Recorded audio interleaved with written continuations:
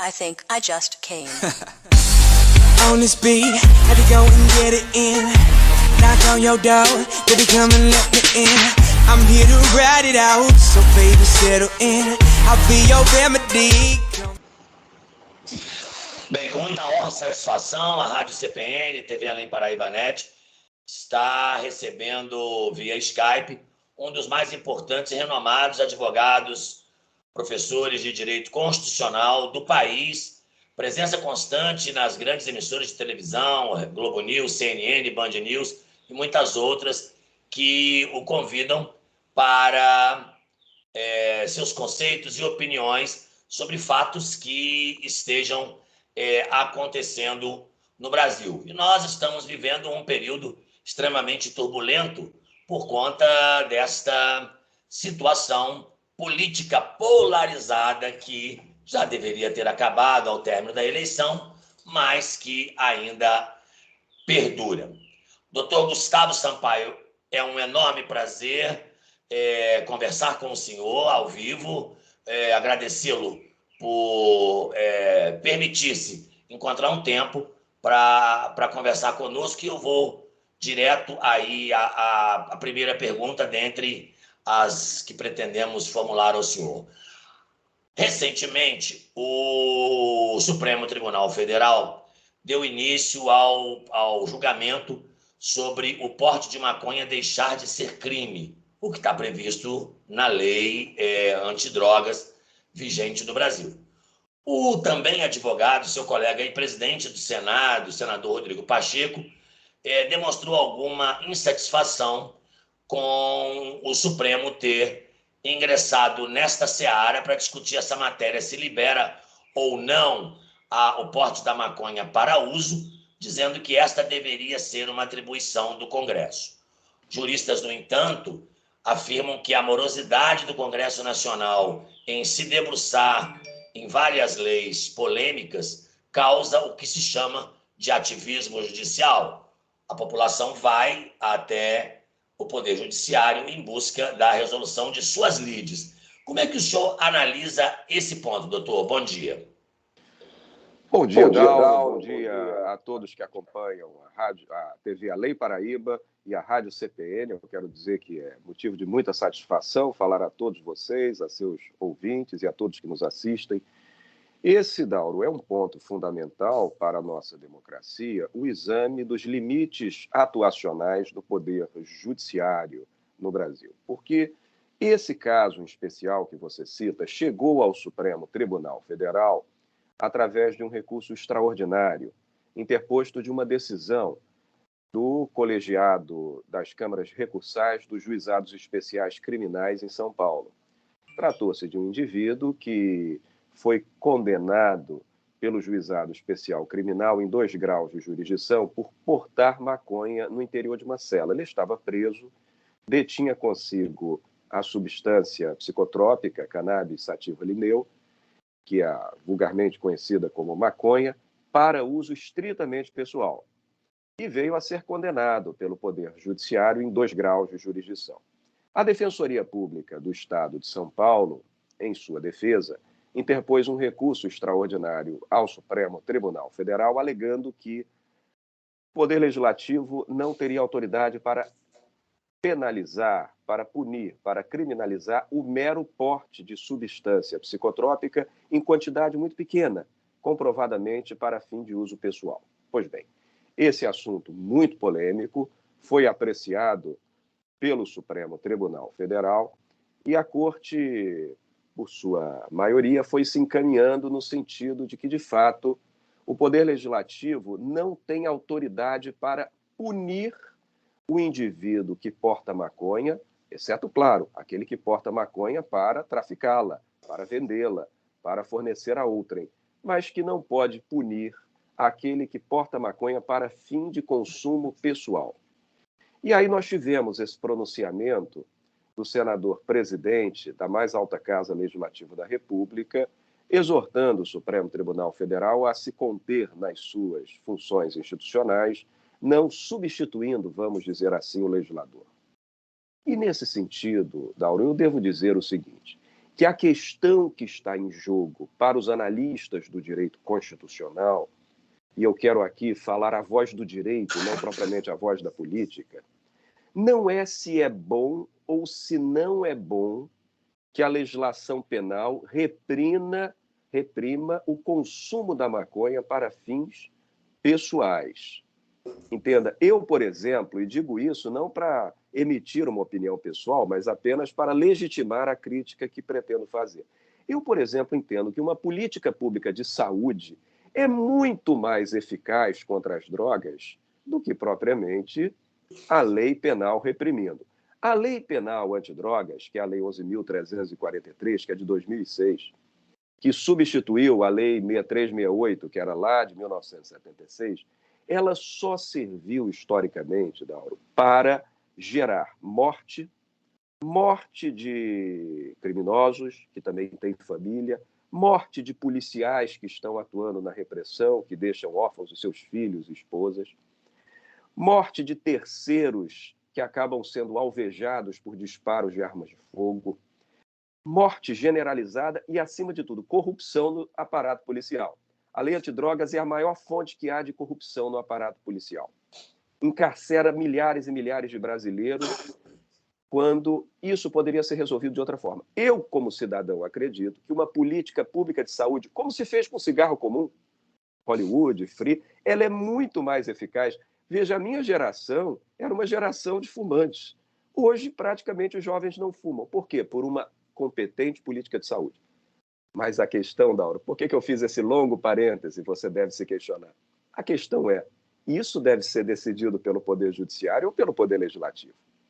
Porque a casa constituída de homens e mulheres eleitos diretamente pelo povo para representar o povo e os Estados-membros da Federação é o Congresso Nacional.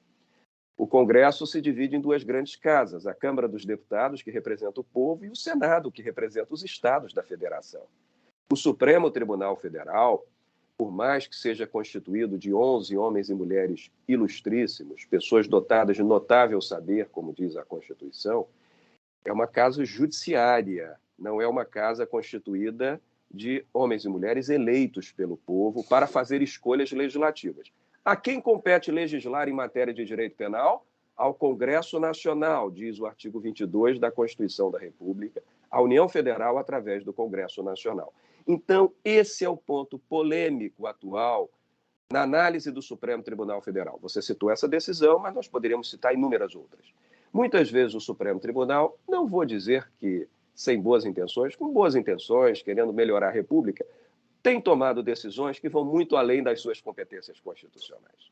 Então, me parece que esse é o caso nesse julgamento mencionado. A legislação reprime. Se a legislação reprime, não cabe ao Supremo Tribunal Federal se antepor à legislação, a não ser que a legislação, aí sim, é tarefa mor do Supremo Tribunal. É tarefa de guardião máximo da Carta Magna, a não ser que a lei esteja em contrariedade à Constituição. Há um princípio que é o princípio da supremacia da Constituição. A lei, mesmo que legitimamente criada pelo Congresso, não pode se opor à Constituição, que lhe é maior, que lhe é superior. E se isso acontece, o Supremo Tribunal, uma vez chamado, deve decidir pela inconstitucionalidade da lei. Foi o que o Supremo Tribunal fez, nesse caso, do porte da maconha para uso pessoal. Ele entendeu que o legislador não tem poder para reprimir, mas o legislador tem o poder para reprimir. A escolha que o legislador fez de reprimir, Dauro, eu acho uma escolha equivocada.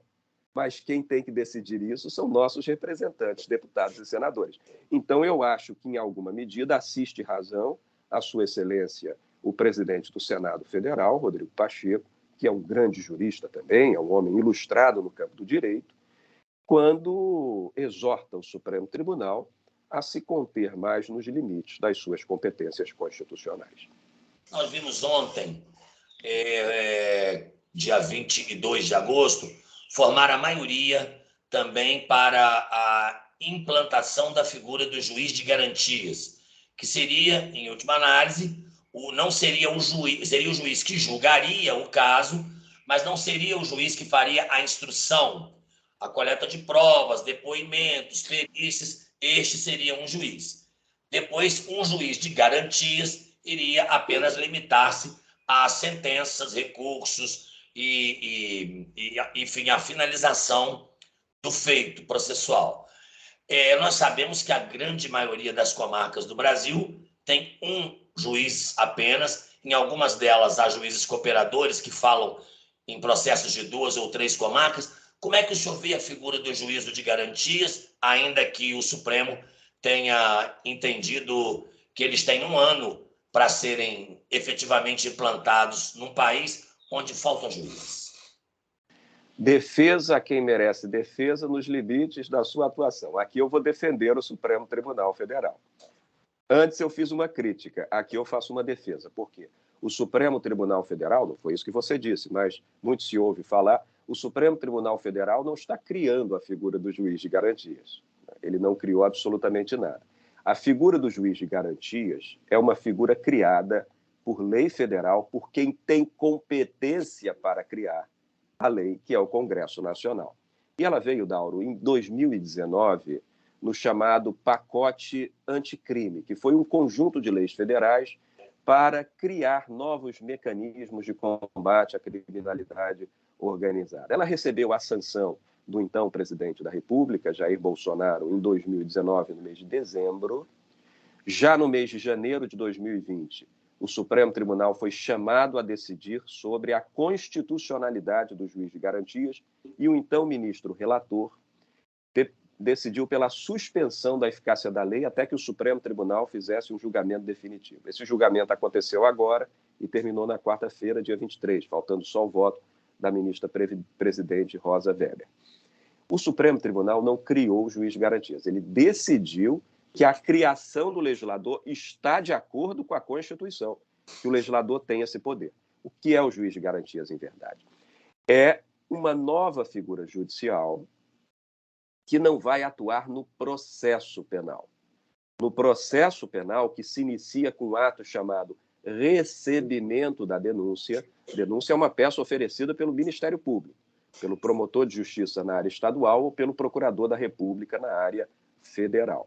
Quando o promotor está convencido de que aquele indivíduo merece uma sanção, merece ser processado, ele oferece a denúncia. O juiz decide se recebe ou não a denúncia.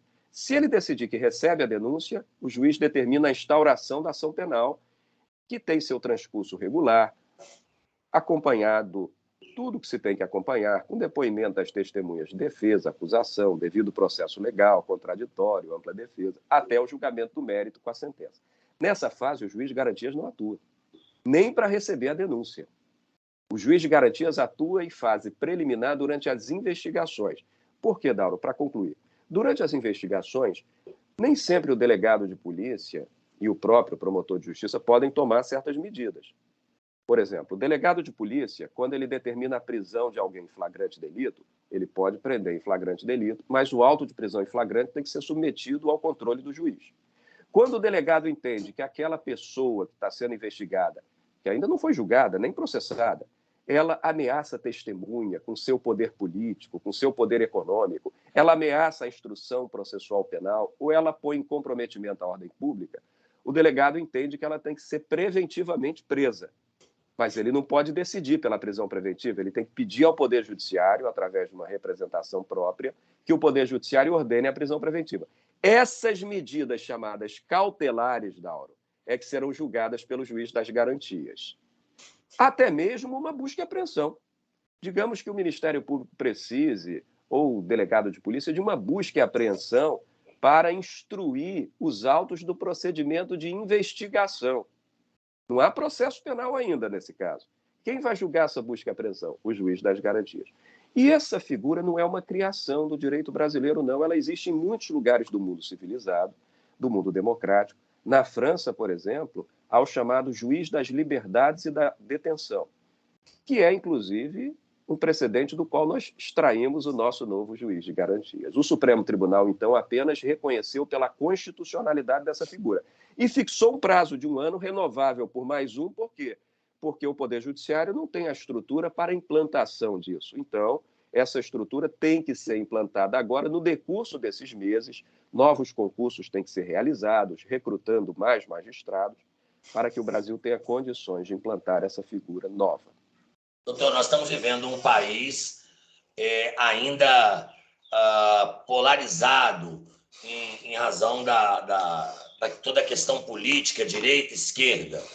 E, em muitos casos, ambos os lados alegam, quando lhes é conveniente, de que a liberdade de expressão está sendo ameaçada, a liberdade de imprensa, a liberdade de falar, de se expressar. E aí, até que limite vai essa liberdade de expressão, até o limite que você não passa a cometer um crime de lesa pátria ou um crime de apologia à abolição do Estado de Direito, né, da democracia. Como é que o senhor, como professor aclamadíssimo no país, como é que o senhor avalia isso? Muito obrigado pela consideração, Dauro. Em verdade, a liberdade de imprensa e a liberdade de expressão são dois pilares fundamentais da democracia. Jamais devem ser interpretados restritivamente. Vou repetir. Interpretação restritiva não cabe para a liberdade de expressão, senão não há democracia. O que vocês fazem na imprensa, o que todos nós, cidadãos comuns como eu, fazemos emitindo opiniões, isso está dentro da liberdade de expressão. Combater a liberdade de expressão é coisa de país ditatorial, autoritário ou totalitário. Nós prezamos pelo Estado constitucional democrático de direito. Todavia, nenhum direito fundamental é pleno na ordem constitucional. Até a vida. Nós temos um caso no Brasil, embora eu seja contra como cidadão, mas está previsto na Constituição, de pena de morte em caso de guerra declarada. Então, nenhum direito fundamental é pleno. E se tem dito equivocadamente muito sobre se poder falar o que se quiser. Ora, a liberdade é um direito fundamental da pessoa humana. A propriedade também. E nem por isso eu posso pegar o meu veículo, o meu carro, e verificando que não há vaga na rua, estacioná-lo em cima da faixa de pedestres. Eu vou alegar o quê? Que o meu direito de propriedade está violado e que a minha liberdade de locomoção está violada? Não. Os nossos direitos fundamentais são fundamentais, mas eles se limitam na liberdade do outro, na propriedade do outro, na vida do outro, no bem-estar do outro. Então, até a liberdade de expressão, ela contém limitações. E o fundamento maior da liberdade de expressão é ela mesma. Não se pode invocar a liberdade de expressão contra a própria liberdade de expressão, compreende? Então, muitas vezes, criminosos, eu tenho que taxá-los assim, me permita ser um pouquinho rigoroso, criminosos andaram advogando a implantação de uma ditadura no Brasil, rogando uma intervenção militar para fechar o Congresso Nacional, o Supremo Tribunal Federal. Isso está fora dos limites da liberdade de expressão. Absolutamente fora dos limites. E eu vou lhe dizer, para não ficarmos nesse campo da polarização, antecedendo esse período grave de polarização política, a legislação penal já prevê tantas coisas. Por exemplo, apologia ao crime é um delito previsto no Código Penal brasileiro. Quem faz a defesa de criminoso publicamente, dizendo que o crime está certo de ser praticado, comete crime de apologia ao crime, né? E muitas outras vedações trazidas pela legislação penal aos crimes contra a integridade física, os crimes contra a vida, os crimes contra a dignidade sexual. Ninguém pode violar os limites. Então, a liberdade de expressão, ela tem limites. Se o indivíduo usa a palavra contra a autoridade da lei, que é a expressão maior da vontade do povo, contra a autoridade da Constituição, que é a expressão normativa maior da nação, contra a democracia e contra os direitos fundamentais, está agindo contra a própria liberdade de expressão e, nos limites da conduta, a responsabilidade penal no Brasil é sempre individual, tem que ser analisada de indivíduo para indivíduo. Nos limites da conduta, pode caracterizar uma ação criminosa punível pela legislação. Doutor, dois temas importantes que parecem que também voltam à discussão sempre. Um deles, eu me permito começar com a prisão em segunda instância. Isso está pacificado? Não há prisão em segunda instância? Logicamente, deixando de lado as exceções, as prisões preventivas e outras medidas cautelares que ocorrem no decorrer do feito processual. Mas a prisão em segunda instância, parece que o Supremo também entende que não, que a Constituição deve preservar aí o amplo direito de defesa até o trânsito em julgado? Você, com isso, formula um precioso questionamento que permite a qualquer profissional do direito, singelamente como eu, explicar algumas diferenças fundamentais. Se nós pegarmos a estatística do Brasil hoje das condenações criminais, Dauro, eu diria a você que a maioria expressiva das penas estão sendo cumpridas por uma decisão de primeira instância, sequer de segunda instância. Não é que nenhuma decisão de segunda instância pode ser cumprida ou possa ser cumprida enquanto um tribunal superior não se manifeste. Porque senão a matemática nos deixaria sem resposta. Veja, aqui em primeiro grau do Brasil, em primeira instância, há mais de 14 mil juízes. Na segunda instância, desembargadores são um pouco mais de 1.000. Os tribunais superiores têm 33 juízes no STJ e 11 no Supremo. Se tudo que passa nas instâncias inferiores tivesse necessariamente que chegar a Brasília nos tribunais superiores, haveria um congestionamento inviabilizador dessas cortes. Então não é o caso. É que determinados casos chegam à segunda instância por recursos de livre motivação. O que é o recurso de livre motivação? Estou utilizando uma expressão do célebre Pontes Miranda, um grande jurista. É aquele recurso que é interposto pela mera escolha da parte. Ela se sente injustiçada e ela recorre ao Tribunal de Apelação, seja Tribunal de Justiça na esfera estadual, seja o Tribunal Regional Federal na esfera federal.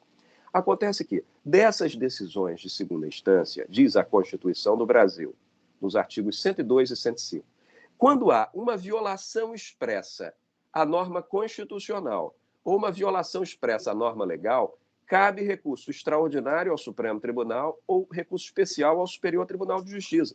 Então, não é qualquer decisão criminal de segunda instância que consegue ser desafiada por um recurso especial ou por um recurso extraordinário. Claro que a defesa, cumprindo seu papel, muitas vezes tenta interpor o recurso especial extraordinário, mesmo não cabendo, e ele não vai nem a julgamento de mérito, ele cai já na admissibilidade, porque não são recursos esses a Brasília, Dauro, ao Superior Tribunal de Justiça e ao Supremo Tribunal, não são recursos de livre motivação, são recursos de motivação vinculada, que tem que cumprir uma série de requisitos especiais. Tanto que, no universo das condenações criminais, o que chega a Brasília é uma minoria de processos em grau de recurso. Mas o que decidiu o Supremo Tribunal na questão da dita prisão em segunda instância? Ele entendeu o seguinte, que há um princípio na Constituição, e aí foi a vontade do Constituinte, que está no inciso 57 do artigo 5º. O artigo 5º, só para lembrar a todos, é o artigo que define os direitos e as garantias fundamentais. É o catálogo dos direitos fundamentais. E o inciso 57 diz: ninguém será considerado culpado sem o trânsito em julgado da sentença penal condenatória. Então, se porventura a defesa daquele réu condenado em 2 graus conseguiu fazer com que um recurso passe nos filtros de admissibilidade, a ponto de chegar a Brasília, enquanto esse recurso não for julgado, não se tem o quê? Trânsito em julgado. O que é a coisa julgada? É a característica da qual se reveste uma decisão judicial impassível de modificação por recurso. Se tem recurso, não tem coisa julgada, compreende? Sim. E aí, nesse sentido, se o recurso passou na admissibilidade, tem que aguardar seu julgamento. Mas é que, falando assim, dá a impressão que o juiz de primeira instância não tem mais autoridade nenhuma, nem os desembargadores. Os casos de recursos extraordinários que chegam a Brasília, especiais, é o mínimo minimorum, é uma quantidade muito pequena, entende? Agora sim, está certo a análise que você fez na sua questão. O Supremo Tribunal decidiu, e ele já claudicou na jurisprudência, ele já entendeu que sim, que não no passado. Hoje o que está vigorando é que, se houver um recurso esperando o julgamento, não tem o trânsito em julgado, não há execução provisória da pena. Isso tem exceções, viu? Por exemplo, crimes de homicídio doloso, incompetência do tribunal do júri, mas a regra geral é que tem que aguardar o julgamento do recurso. Doutor, ainda sobre essas decisões polêmicas, nós temos visto aí essa questão do aborto. Há um entendimento agora de uma certa, a meu sentir, de uma certa facilitação para essa questão da realização do aborto em casos mais amplos do que aqueles que já estão contemplados na legislação, né? Que é o caso de risco à mulher grávida, enfim, e outro, frutos de estupro e tudo mais. Como é que o senhor vê isso? O Supremo vai ser o Supremo quem vai falar também sobre isso? Mais uma vez, nós voltamos àquela questão dos limites e competências do Supremo Tribunal Federal, Dauro, porque, note, essa é uma questão absolutamente importante, que envolve não só a autoridade da norma constitucional, envolve compreensões religiosas, morais, éticas, filosóficas, não é? Então, é claro que isso envolve o quê? Opinião pública. E, nesse sentido, eu, por exemplo, como cristão católico que sou, claro que sou contra, não é? Qualquer alargamento dessas hipóteses. Mas isso não tem a importância, porque o Estado ele tem que decidir com base na Constituição. Então, me parece, esse é um opinamento meu, Dalton, você está indagando sobre a minha opinião, o Supremo Tribunal Federal ele tem que decidir se é constitucional ou não essa ou aquela possibilidade. E eu vou dizer a você, quem tem que decidir isso é o legislador. Mais uma vez, quem tem que decidir isso é o legislador. E o legislador já decidiu, porque a lei penal brasileira prevê as hipóteses. Prevê as hipóteses. Então, é claro que, no caso, por exemplo, da gravidez decorrente de estupro, de atos violentos contra a dignidade sexual, é autorizado, não que eu seja a favor, mas é autorizado pelo legislador. O Supremo Tribunal, neste caso, não deve decidir nada que vá além dos limites da legislação. Por quê? Se a Constituição se antepusesse e dissesse alguma coisa em sentido contrário ou a favor, o Supremo Tribunal Federal teria que julgar com base nos limites constitucionais. Porque a tarefa do Supremo Tribunal Federal, eu vou usar aqui uma expressão técnica, mas eu explico, no chamado controle concentrado de constitucionalidade abstrata, ou seja, naquela avaliação que ele faz em ações diretas de inconstitucionalidade, ações declaratórias de constitucionalidade, arguições de descumprimento do preceito fundamental. Quando o Supremo avalia o que é chamado a si para avaliar, ele decide se aquela lei está ou não de acordo com a Constituição, nada mais. Esse é o papel dele. Ele tem toda a autoridade para pronunciar nula uma lei, se a lei estiver contrariando a Constituição. Se não estiver, é escolha do legislador. Se o ministro do Supremo não está satisfeito com a lei, então ele pode deixar o Supremo Tribunal, filiar-se a um partido político, submeter-se ao escrutínio popular, eleger-se deputado federal ou senador e lutar no Congresso Nacional pela modificação da legislação. Mas não é o Supremo Tribunal Federal que pode modificar a legislação, Dauro. Essa é minha sincera e honesta opinião. Todo esse caso das manifestações de 8 de janeiro, com a invasão dos prédios da capital, Congresso, Supremo, Palácio do Planalto, com essa série de pessoas presas, e aí se discute a individualização da responsabilidade, né, e a individualização processual. O senhor, como constitucionalista, como é que o senhor faria uma análise de forma geral sobre esse tema? Eu entendo que os atentados de 8 de janeiro são gravíssimos. Eu diria, inclusive, que desde 5 de outubro de 1988, data da promulgação da nossa Carta Magna brasileira, diploma maior de nossa democracia, nunca houve um momento tão grave de abalo à democracia brasileira quanto o 8 de janeiro. Porque aquele ato foi pensado, premeditado, ao contrário do que muitos dizem, não foi uma arruaça local. Foi um ato premeditado, concebido, planejado, tanto assim que ele teve mais um caráter simbólico do que material, por mais que tenha causado um prejuízo material imenso aos palácios. Note, invadiu-se o Palácio do Planalto, que é a sede do Poder Executivo, onde desempenha suas funções o presidente da República, que é eleito pelo povo, é chefe de Estado, chefe de governo, chefe da administração pública federal e comandante supremo das Forças Armadas. Ele é chefe 4 vezes, o presidente, no nosso presidencialismo. Invadiu-se o Palácio do Congresso Nacional. Invadiram-se as 2 casas do Congresso, não só a Câmara. Invadiu-se a Câmara, que representa o povo brasileiro. Invadiu-se o Senado, que representa os estados. Aquilo foi um ataque à Federação do Brasil. Ali o Senado é a casa da Federação, todos os estados estão igualmente representados. Minas Gerais, com seus 3 senadores, o meu Rio de Janeiro, com seus 3 senadores, em condição de igualdade. Foi um atentado à Federação. E, não contentes, invadiram a Suprema Corte da República, depredaram-na completamente, destruindo, inclusive, o patrimônio histórico. E assim comprometeu-se simbolicamente, e no plano material também, o prédio da mais alta corte do Poder Judiciário do Brasil. Foi um atentado premeditado para dizer: estamos derrubando os 3 poderes constituídos. E o legislador, Dauro, em 2021, se me permitir esse acréscimo de informação, ele editou uma lei, que foi a Lei 14.197, 2021, recente a lei.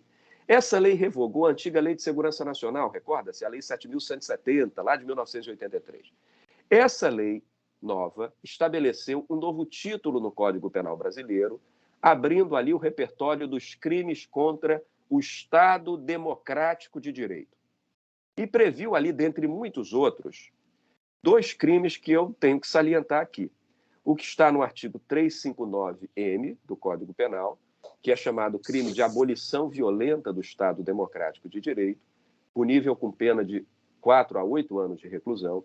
E no artigo 359-L, perdão, o inverso, no artigo 359-M, o crime de golpe de Estado, que pode ser também ocorrido na forma tentada, não é? Quando se tenta um golpe de Estado, como foi o caso, e não se consuma. Esse com pena de 4 a 12 anos de reclusão. Mas esses invasores da Praça dos 3 Poderes também são investigados por crime de associação criminosa, do artigo 288 do Código Penal, com pena de 1 a 3 anos de reclusão, que pode ser somada às demais, porque se associaram para a prática delitiva. Crime de dano, do artigo 63 do Código Penal, porque atentaram contra os prédios públicos, depedrando-os, causaram um prejuízo material enorme à União Federal, que está tendo que restaurar aquilo tudo. E eu vou até além, dano qualificado, porque o artigo 63 prevê no parágrafo a hipótese de dano ao patrimônio público com uma pena maior. E ainda um crime que está na Lei 9.605, que é a lei que protege o patrimônio ambiental e cultural, porque, lamentavelmente, Dauro, não fizeram nem a separação das coisas. Atacaram quadros de Cavalcante, de pintores importantíssimos da Pinacoteca Nacional, não é? Aquele quadro famoso chamado As Mulatas, de Cavalcante, foi esfaqueado, não é? Aquele relógio dado pelo governo francês a Dom João VI, um relógio histórico, foi destruído completamente. Então, isso atentou contra o patrimônio histórico-cultural do Brasil também. Então, são muitos crimes ali praticados, mas os principais crimes contra o Estado Democrático de Direito. Eu não tenho dúvida em dizer que aquilo foi um brutal atentado à democracia e cada um ali, autor, tem que ser punido nos limites da sua responsabilidade, Dauro, porque não se pode generalizar. Teve aquele que foi para a Praça dos 3 Poderes só para desfraldar uma bandeira nacional e gritar que nem entrou nos palácios. Esse não pode, esse tem que receber uma pena muito menor, porque ele somente violou a barreira policial. O outro entrou no palácio, mas passeou pelo palácio, nada mais. O outro golpeou o quadro de Cavalcante. Ora, então, no Brasil democrático, a responsabilidade penal é individual. Cada um tem que ser punido no limite da sua responsabilidade. E se verificar que esse ou aquele não tiveram responsabilidade, não poderão ser punidos. Olha, eu conversaria com o senhor a tarde toda, que é uma aula magna. Tenho pelo senhor enorme admiração, enorme respeito. Acho um dos expoentes do direito brasileiro, do direito constitucional, sobretudo. Agradeço muitíssimo a sua disponibilidade em nos atender, em conceder essa entrevista. Desejo-lhe muita paz, muito trabalho e que o senhor continue emprestando seu talento e sua inteligência para o direito brasileiro e para a justiça brasileira. Boa tarde. Muito obrigado, Dauro. Eu não sou merecedor de tamanhos elogios, atribuo isso ao carinho, não ao meu merecimento, evidentemente, mas certamente vocês, jornalistas, nós, advogados, juristas, temos que sempre manter o nosso serviço em prol da democracia, da autoridade da Constituição, do bem coletivo, né? Sobretudo da vontade de todos expressa na manifestação das leis e das normas constitucionais. Essa é a nossa tarefa, e é uma tarefa que vocês, jornalistas, desempenham muitíssimo bem a serviço do Estado Nacional. Muito obrigado pela oportunidade. Eu também te desejo uma boa tarde, um bom trabalho. Continue prestando esse grande serviço. Até a próxima, doutor. Staying in bed for the whole day. She waving at me like Olay. We had that fire sex, so we stopped, dropped, we role play. She dressed up, well I'm there.